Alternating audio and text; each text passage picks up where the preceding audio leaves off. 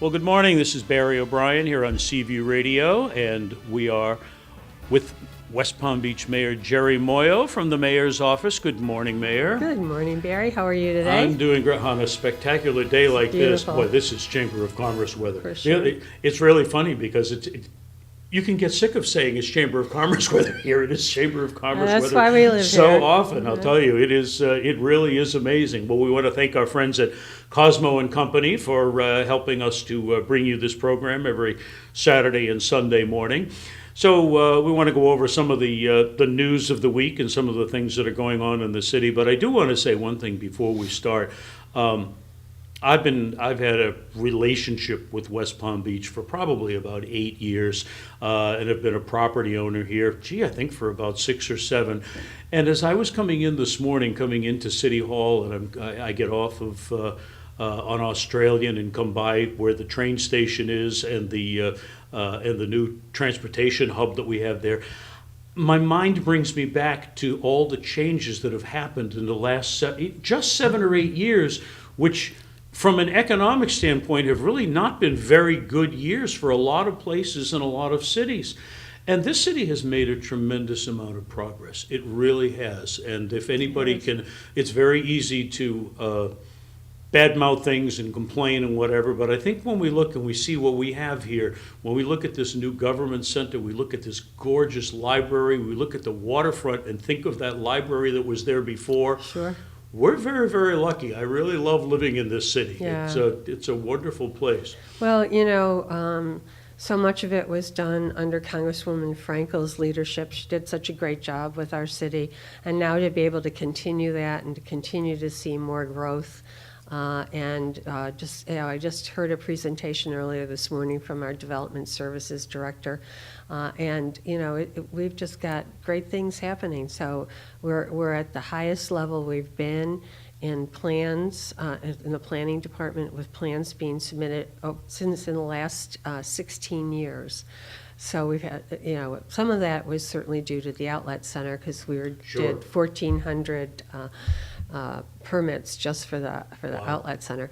But it's more than that. So we're just really just moving forward. The amount of new development and things I've on my radio show last night, I was talking about some of the new developments. I guess there's a new shoe store that's going in on Clematis Street, right across from the police station. Jeff Green is going to be building a 200-unit residential place there. One thing that I found was very interesting was the announcement that down on 6th Street, where some of those old buildings, it was a marine company, is being converted into warehouses. That's kind of the northern edge of the Flagler Financial District. Right. Uh-huh. Very, very Yes. nice to see that. Yeah, I see and then we that's got some filling in. new residential development on Olive between 6th, 7th, and 8th, that area.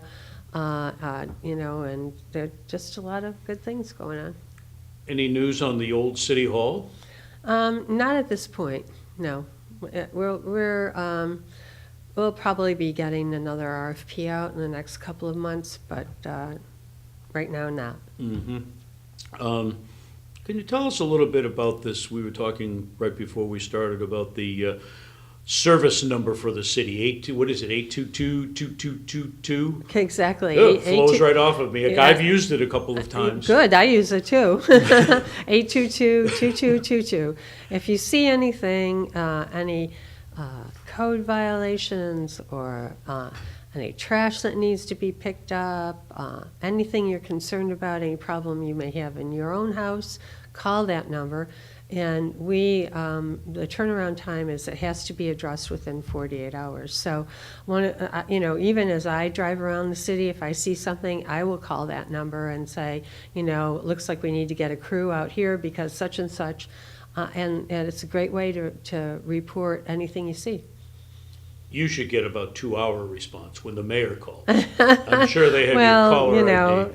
lots of times I don't even use my name. One thing that I found when I have used that number that I found fascinating in comparison to other cities that I've lived in is that when I have called to report certain things or certain concerns, I've actually gotten a phone call back from somebody heading that department or whatever, which tells me that they care. Yeah. And it really, that's a very, very good thing, and I find it very, Yeah, the department Very directors nice. have a system, where they get the reports, and then they make sure that those reports are attended to, and they will either call the person making it or make sure that all of that happens. They have a system that they've developed to respond quickly, so it's very good.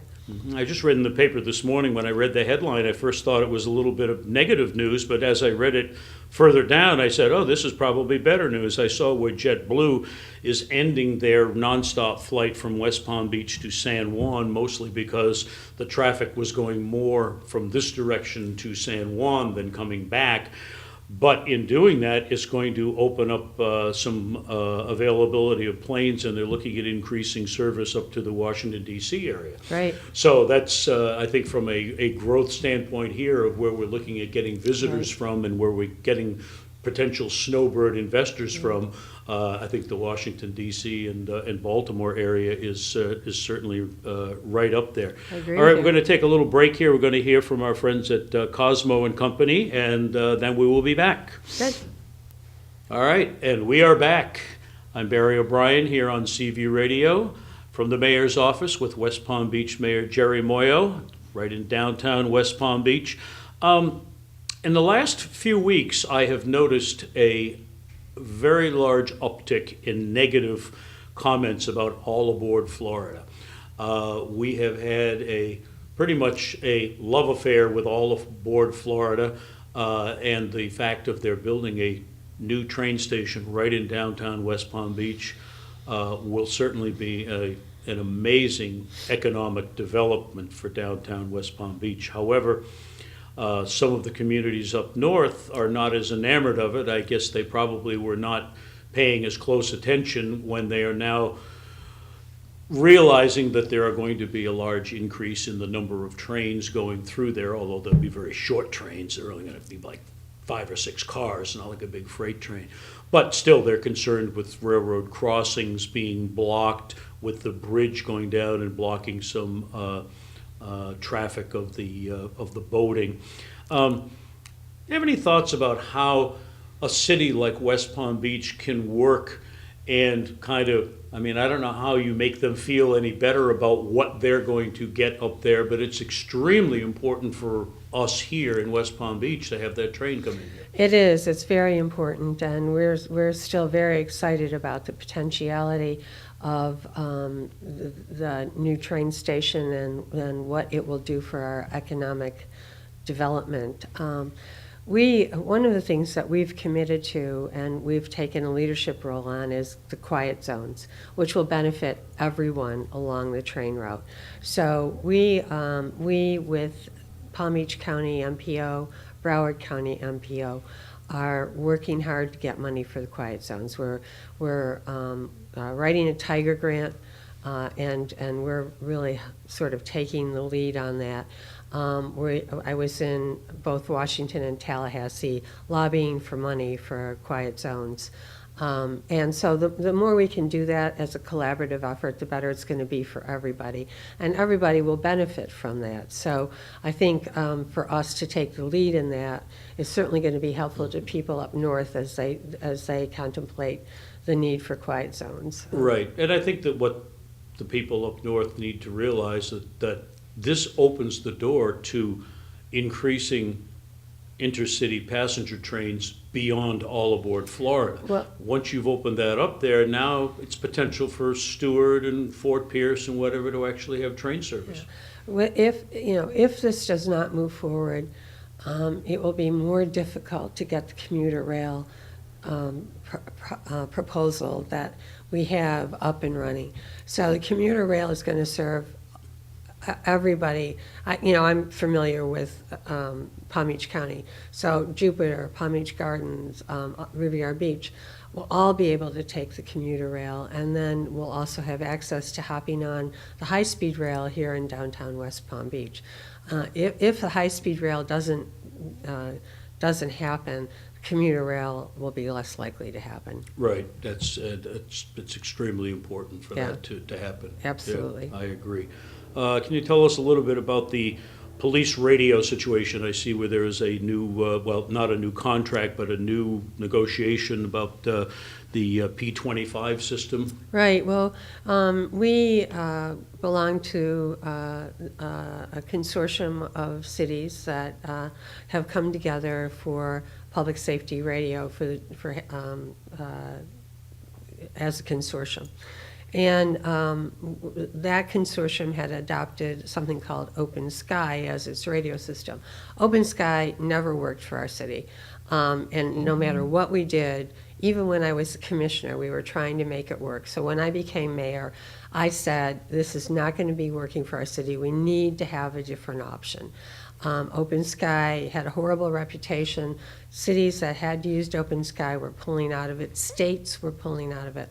So we decided that we wanted a P25 system, which is really state-of-the-art set of standards for public safety radio.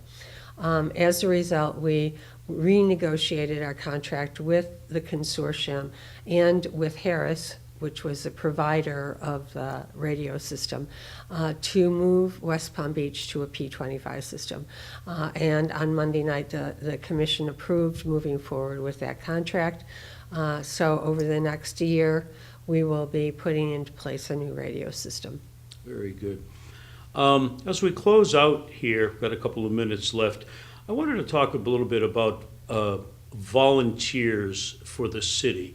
We get to the summertime and the kids are going to be getting out of school, and you think of people who are looking to try to give back, as John Kennedy said. Yep. Let's think about what we can do for the city. What are the opportunities that somebody has, whether you're an adult or whether you're a teenager and you would like to help?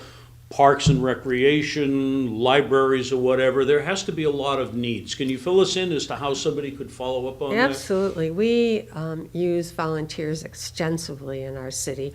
And the best thing that someone could do if they're interested is to go to our website, and there's a section there on volunteer. You click into it, it'll show you the volunteer opportunities that are available, and you can just sign up to volunteer. You can volunteer in our parks, especially during the summer. We have summer camps. A lot of young people like to volunteer in the summer camps. A library. We use volunteers. Like just at the boat show, we had a booth for West Palm Beach. And we had volunteers manning the booth at the boat show, so you got to get into the boat show and see what's going on. Mm-hmm. So we have ongoing volunteer opportunities. We have sort of unique ones that only occur periodically, like the boat show, but they're all there on the website. So I encourage you to sign up. And what is the website? WPB.org. WPB.org. Mm-hmm. You can get lots of information on there. Absolutely. Yeah. Okay, one final thing that I heard you mention earlier about what a joy it is to park in West Palm Beach. Apparently we've come up close to the top of a survey. We have. We are one of the top 10 best parking cities, and that's based on the cost and on the safety. So we have been determined to be one of the top 10, and you can come and park in West Palm Beach for very little money. And when you park your car, you can be assured it'll be safe. Well, that's great. That's great. I want to thank West Palm Beach Mayor Jerry Moyo. I'm Barry O'Brien here on Seaview Radio, and this is it from the Mayor's office. Thank you, Barry. All right.